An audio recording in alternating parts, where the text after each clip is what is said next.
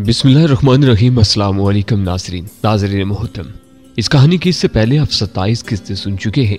अब 28वीं किस्त मुलाहिजा फरमाए। वो इंसानी बस्तियों की इंतहा में गिर चुकी थी, जहाँ इखलाकियात का जनाजा निकल जाता है और मजहब, माशरत, इखलाक वगैरह लायानी सी चीजें बनकर रह जाते हैं।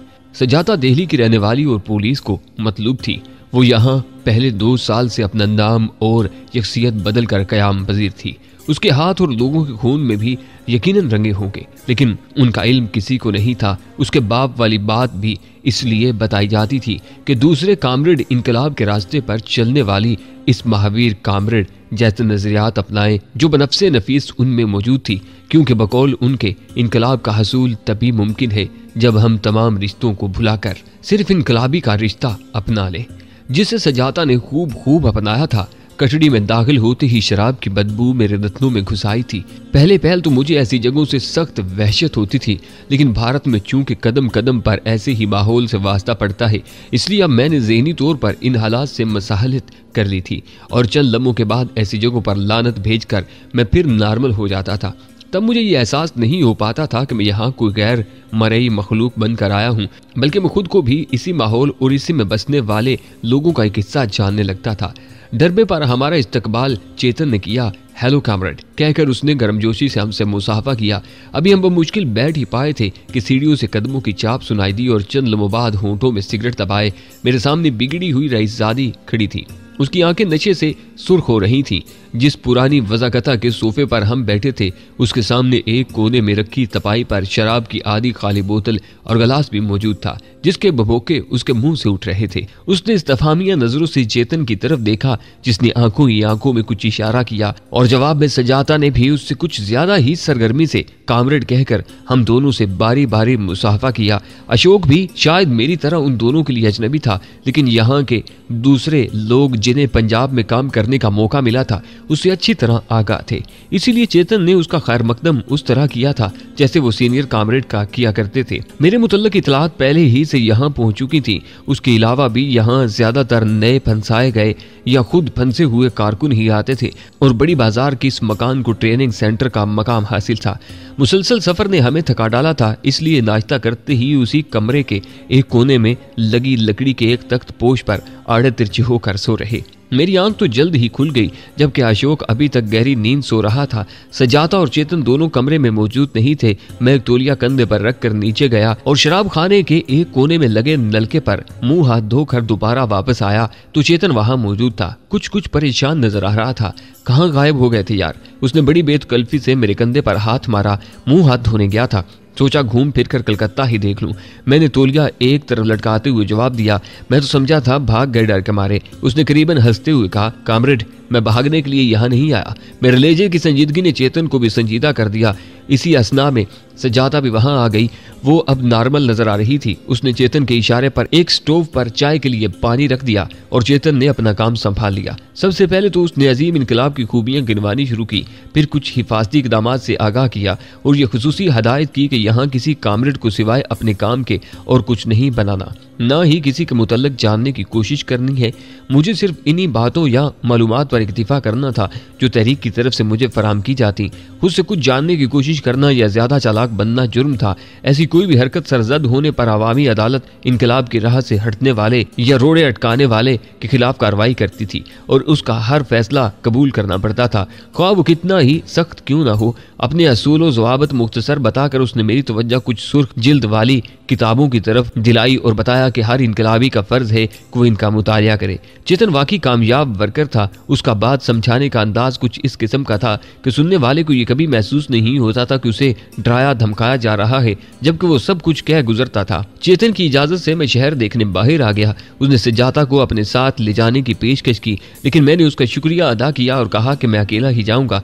सजाता ने उस पेशकश को ठुकराने पर अजीब सी नजरों से मेरी तरफ देखा था, न जाने क्यों। शाम को 5 बजे वापस आने का वादा करके मैं रवाना हो गया। कलकत्ता भी उस वक्त जाग गया था। दरिया हगली के किनारे आबाद उस शहर के मकीनों में से अक्सर व बेशतर अपने अपने धंधों के लिए घरों से बाहर आ गए थे। उसी हजूम में मैं भी सड़कों पर मटर गश्त करने लगा। मैदान से होता हुआ लोअर चत रोड पर आ गया और वहां से घूमता घमाता आखिरकार जकरिया स्ट्रीट की तरफ आ निकला। यहाँ ज्यादातर आबादी मुसलमानों की थी। एक बड़ी सी सराय के नजदीक लोगों के हजूम ने मेरे पांव पकड़ लिए थे। मैं वहीं रुक गया, देखूं तमाशा क्या है। और वो नजारा देखकर मेरा दिल खून के आंसू रोने लगा। चंद बंगाली नौजवान लड़कियों को लोगों ने घेरे में ले रखा था। ये वो बदकिस्मत मशरकी पाकिस्तान की मुसलमान लड़कियां थीं जो अपने अहले खाना के साथ भारतीय प्रोपेगेंडा का शिकार होकर यहाँ चली आई थी।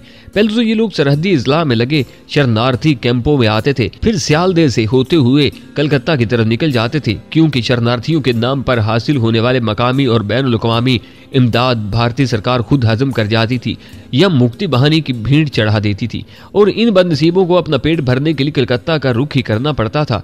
कलकत्ता में उनके लिए जिंदा रहने का सिर्फ एक ही रास्ता था कि वो अपनी इज्जत बेचे या फिर भूखे मर जाएं, क्योंकि एक सोचे समझे मंसूबे के तहत उन्हें मजदूरी करने के मौके नहीं दिए जाते थे, ताकि ये बदबख्त लोग इतने मजबूर हो जाएं कि अपने हाथों अपनी गैरत को सूली पर चढ़ा दें। पहले पहल तो ये बदकिस्मत कुंबे अपने साथ लाया हुआ मालो मता उन्हें पूरे दामों बेचकर जिंदगी बसर करते, और जब ज़ादिरा खत्म हो जाता तो अफलास के हाथों मजबूर होकर ये मकरू धंधा अपना लेते। जमाना गुलामी में शायद इसी तरह कनीजों और गुलामों की मंडियां लगती होंगी, जिसका नजारा यहाँ देखने में आ रहा था। मकरू चेहरों वाले चांकिया के खबीज चेले खा जाने वाली नजरों से उनका जायजा लेते, उन्हें टटोल टटोल कर उनकी कीमत का तयन करते, कीमत चुकाते और बेकसी की इन तस्वीरों को बगल में दबाकर अपनी राह लेते। इस्तों का ये कोड़ियों के मोल नीलाम कैसा अंदोनाक अलमिया था, उसका अहाता इल्फाज में मुमकिन नहीं। हैरत तो इस बात पर होती थी कि आकर शरणार्थियों को भारतीय हुकूमत ने अपने शहरों में आने जाने की इजाजत क्यों दे रखी थी। हालात ने अब ये साबित कर दिया था कि ये सब कुछ एक सोचे समझे मंसूबे के तहत किया जा रहा था।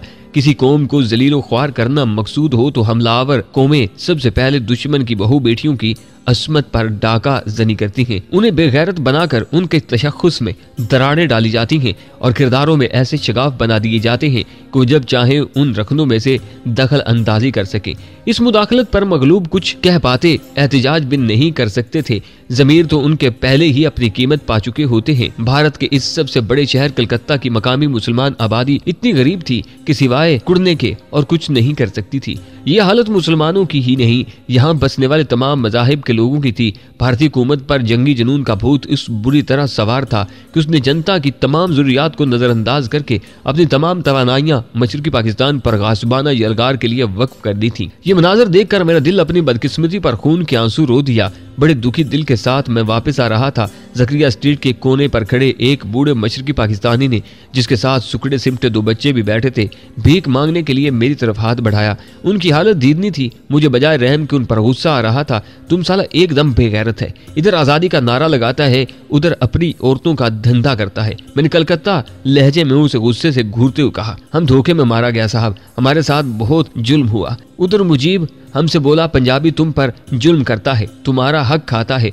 इधर इंदिरा हुकूमत हमसे बोला, हम तुम्हें भात देगा, तुम्हें बचाएगा, तुम पंजाबियों से लड़ो। साहब हमें मुजीब और इंदिरा ने मार डाला। साहब हम बेगैरत नहीं हैं, हम बुज़दिल भी नहीं हैं, हमें तो अपनों ने मार डाला। वो करीबन सिसकियां लेकर रोने लगा। बूढ़ा मेरे सामने हाथ फैलाए नदामत के आंसू बहा रहा था, लेकिन मेरे सामने उस समय पूर्वो पाकिस्तान उभर आया था, जहाँ की सुनहरी रेत पूरी आबोताब से चमक उठती थी और जहाँ की मिट्टी से सर निकालने वाले पटसिन के रेशे मेरी आंखों को खैरा करने लगे थे। जहाँ के लहलाते खेतों में दूर दूर तक बिछी हुई धान की फसलें मुझे शौक नजारा देने लगी थी और जहाँ इस वक्त आफ्ताब तुलू हो रहा था। आह, सुनहरी और आफ्ताबी किरणें किस शौक से दरियाओं पर हदे निगाह तक फैली हुई जमीन पर सोना बखेर रही थी। खुदाया कैसा प्यारा लगता है ये सुनहरा देश मेरा। मेरे होंठों पर जब ये फिक्रा लरजने लगा तो मेरी आंखें बूढ़े से दो चार हो गईं। उसके हाथ बदस्तूर मेरे दिल टटोलने की कोशिश कर रहे थे। मैं भी फटी फटी नजरों से उस बूढ़े को देख रहा था, जिसके हाथों में अब भी तूफानों का सीना चीरने की सकत थी, लेकिन जिसे बेदस्तों पा करके उसके लीडरों ने चाणकिया के खूंखार भेड़ियों के सामने ला फेंक दिया था और वह अफरीतों की तरह उनसे लिपटे उनका खून चूस कर अपनी अजली प्यास बुझा रहे थे। मेरी आंखों में आंसू झिलमिलाने लगे, लेकिन मैं इतना मजबूर था कि उनके सामने रो भी ना सका। मुबादा कोई CID वाला मेरी इस हरकत से मुझे मुश्तबा न समझ ले। मैं तो अपने पूर्वो पाकिस्तान के बूढ़े से ये भी न कह सका, बदबख्तो अब भी वक्त है, अपनों में वापस पलट जाओ, सिर्फ वही तुम्हारे लिए अमान है, वरना दुनिया का कोई गोशा तुम्हारे लिए महफूज नहीं। अपनी डार से बिछड़ जाने वाली कूंजें शिकार बन जाया करती हैं, बस चुपचाप जेब में हाथ डाला और 100 रुपए का नोट उसकी मुट्ठी में थमाकर तेजी से आगे बढ़ गया।